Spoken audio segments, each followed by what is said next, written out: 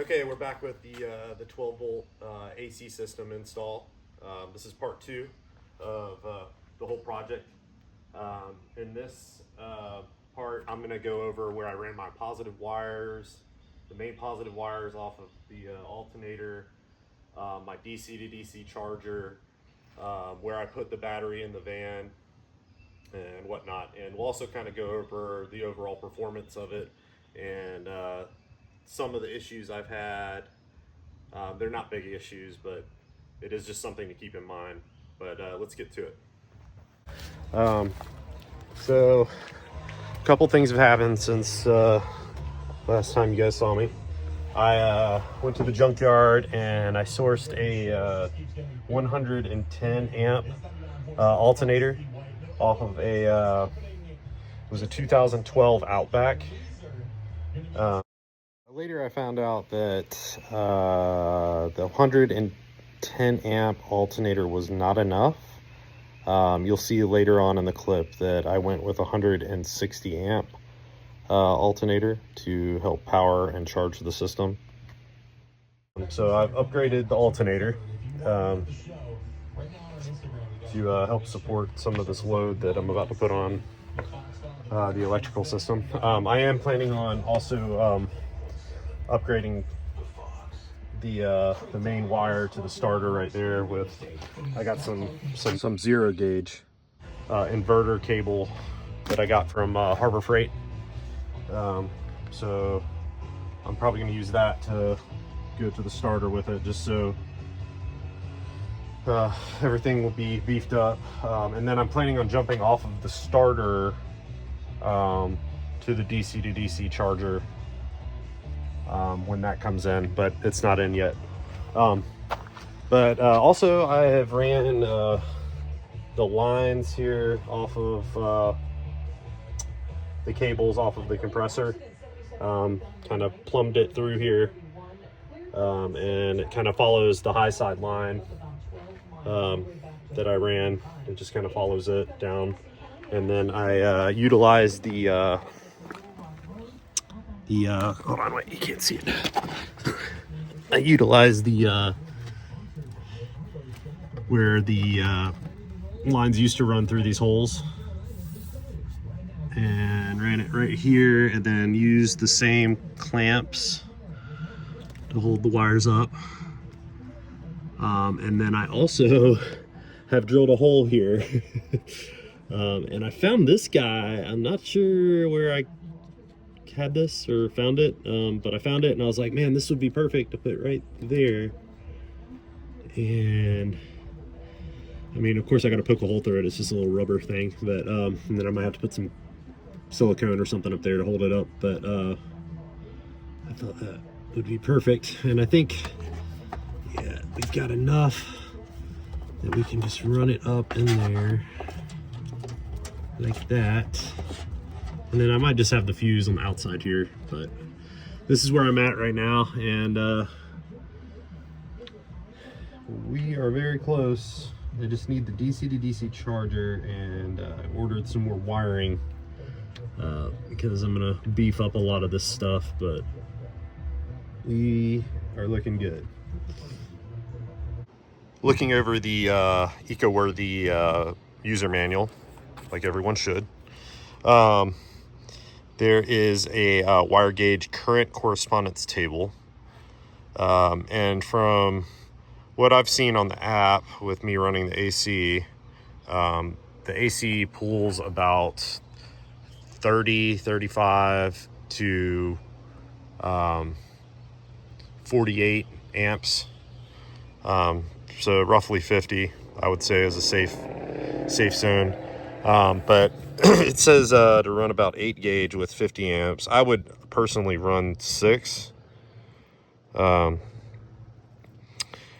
just to be safe. But I am Captain Overkill, and I purchased this on Amazon, and it is a 0 gauge. It is the copper clad aluminum. I'm not so happy about the aluminum, but it'll be all right.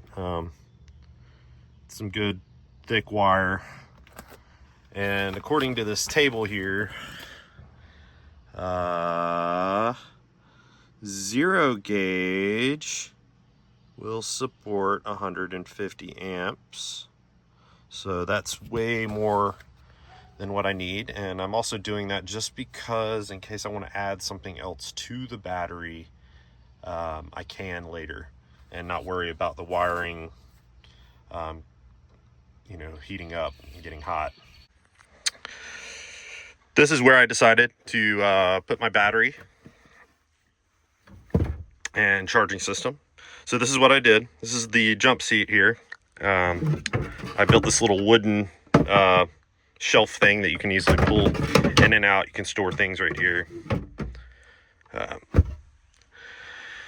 And here's the battery. I got a little strap point. It's strapped down to the floor there, so the battery doesn't want to move at all. That's something that you always want to do. You don't want the positive and the negative to touch anything and start welding on metal pieces of your vehicle. DC to DC charger. I went with the Renogy 60 amp DC to DC charger. This thing has worked. My only complaints with it is it gets extremely hot when it is charging this thing. It gets, my guess is, I haven't temped it out, but my guess is probably around 150 to 170 degrees Fahrenheit when this thing is charging. Like, you could cook something on top of that. It gets very, very warm. I put in these bus bars that I got on Amazon. They're just basically bolt points for your positive and your negative. So you've got multiple bolt points where you can grab off of the battery. I also put I'll show you later. I also put a fuse on the back side of the alternator there. So the main positive coming up here is fused. So I don't have to worry about if something does start grounding, it will pop that fuse and I don't have to worry about theoretically a fire. I did drill a hole right here. This is where I drilled my hole, and I packed it full of seam sealer. So no water or anything can come up through there. These are the positive and negative directly from the compressor.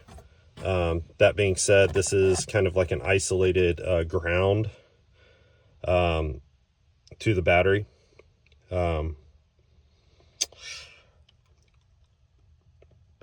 Yeah, so it's isolated ground, but this side of the DC to DC charger is grabbing a ground off of the vehicle itself. Since it's grabbing off the alternator power ground to the chassis, and then this ground just goes directly up to our ground on the battery, ground here to ground on the compressor. So this battery is isolated completely. But this is this portion of what I did. The back end here, I had to put in a bigger alternator. This one is 160 amp rated alternator. You can see where I grabbed off of the alternator right here with the main positive wire to the DC charger. There's an 80 amp fuse that I have in line under here. You can't really see it, but it's there. And that's what I did there. And then if you come over here, this is where I ran my positive. I painted it black just so you don't see it as much. But I ran my positive right here, and then ran it all the way under here where the factory AC lines went. You can kind of see where I ran it through that hole, and ran it up. And that's where I drilled the hole. Covered it in seam sealer and then hit it with a little bit of paint. There is this fuse right here for the compressor. You always want to put a fuse or something in line if something does go wrong, so you have something that pops if you ground out on the frame. But that's what I did there. These are the Yep, that's the positive wires for the compressor. I didn't have to lengthen any of this stuff. I think there was a comment earlier about making custom lines. I did not have to make any custom lines for any of this stuff. It all reached to where I put it. Just barely those lines reached. But yep, that's what I did down here. With the bigger alternator, I did put in some beefier grounds, just to help the overall load of the system. Now, as far as back here, this is what I ended up doing with my knobs. I put the fan speed knob here and then the temp control knob right here. For me, I don't know if this is going to be a permanent solution for just driving down the road. I think eventually I'm going to come up with some type of idea, like a switch, 12 volt switch to the main power to this guy somehow, and have it up front so I can turn the AC on and off while I'm driving. I have not done that yet, but that's the idea. The main positive wire going to this switch, I will have a switch in line for it, maybe a relay with the switch up front. I haven't decided what I'm going to do yet. It would be kind of cool if there was, like, if I could find a remote or something, that a wireless remote where I could just flip it on and off from up front. One reason why I did have to go with this back here, because this is the temp control. The copper wire coming out of it needs to go into the evaporator, so it knows the temp of what's happening inside, and it knows when to cycle through its cycles to melt the ice that develops on the coils there. So I had to have this back here, which I'm not mad about it, because, like, if you're camping and you want to turn it off, it's right there. You can just turn it on and off, you know. Back here in the back, I still have not put the grate back in. I haven't really figured out the best way to do that. Don't really have any ideas at the moment. But you can see back here where I ran the copper wire off that temp sender, and I just kind of wrapped it around the cold side of the evaporator back here, just so the thermostat has an idea of how cold it is. It's probably not the best spot for it. You really want it inside of the evaporator, I believe, for it to get the best reading. But that's just what I did. I didn't want to drill any more holes in this enclosure. And now for the moment everybody's been waiting for. I am going to turn this on. It is 91 degrees, 92 degrees inside of the van. It is a warm day. I'm going to give you, as I turn this on, I'm going to give you a live feed of what is happening with the battery. I'll show you actual video of what the app is showing me when I turn this thing on, the amperage that it's pulling, about how long it takes for this thing to get comfortable inside. I am in direct sunlight right now, so it's really gonna have to work to cool this space. But let's turn this thing on. And 1, 2, 3. There we go. And right off the gate, I mean, that's just the blower fan, and I believe the radiator fan. The compressor hasn't kicked on yet. And I've got it on max right now, so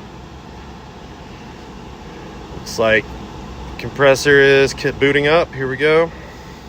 It's on max, pulling 50 amps, 52, 54.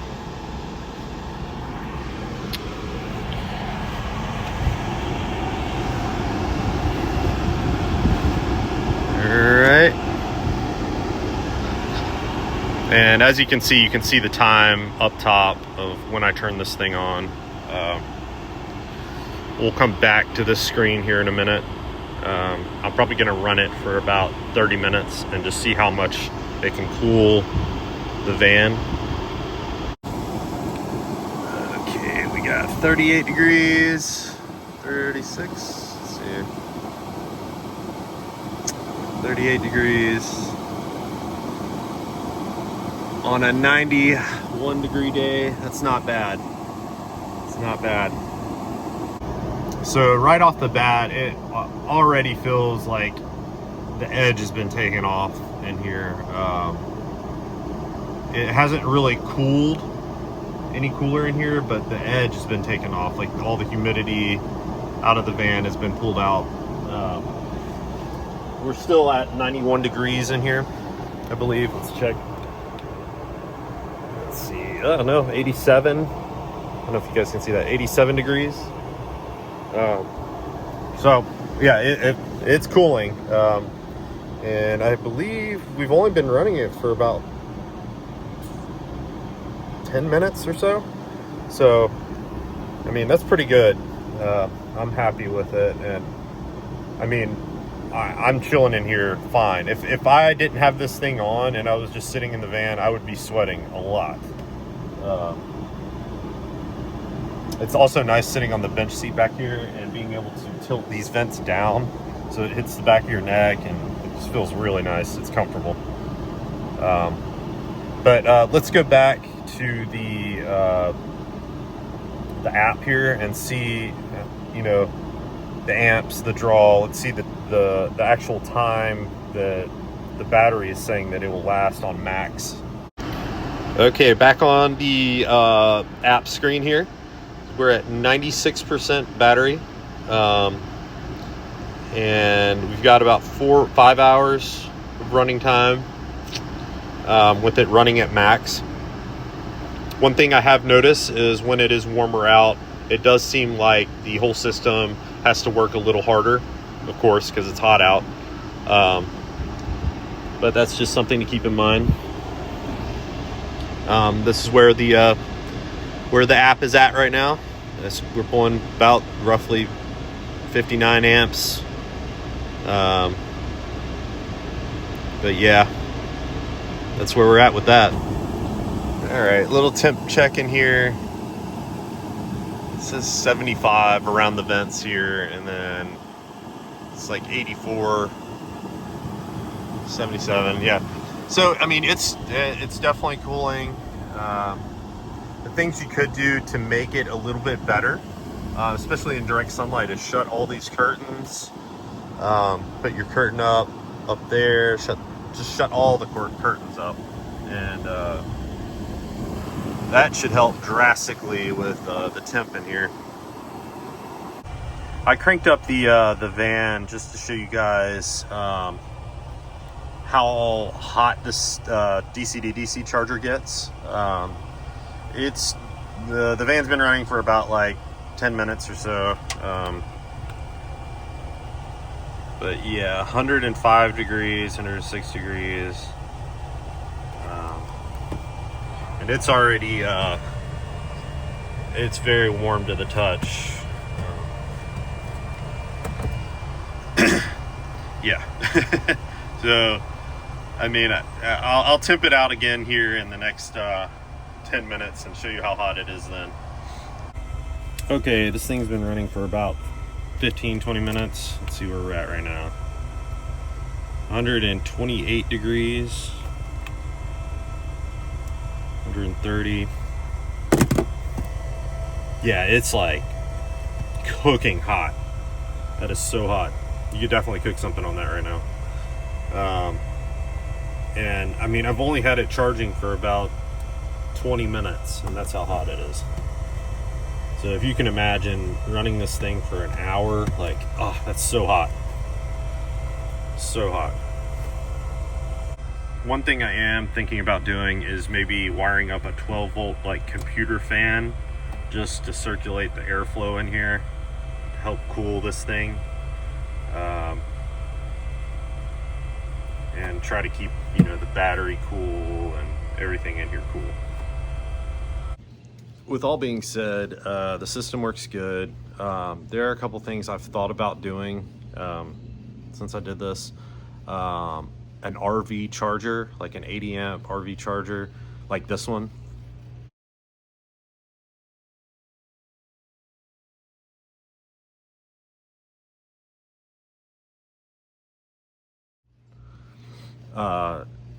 With that, you could plug into an outlet at a house or a campsite if your campsite has power, and theoretically run the AC off of 110 off of a normal outlet, and also charge your battery and a couple other things with an 80 amp charger like that.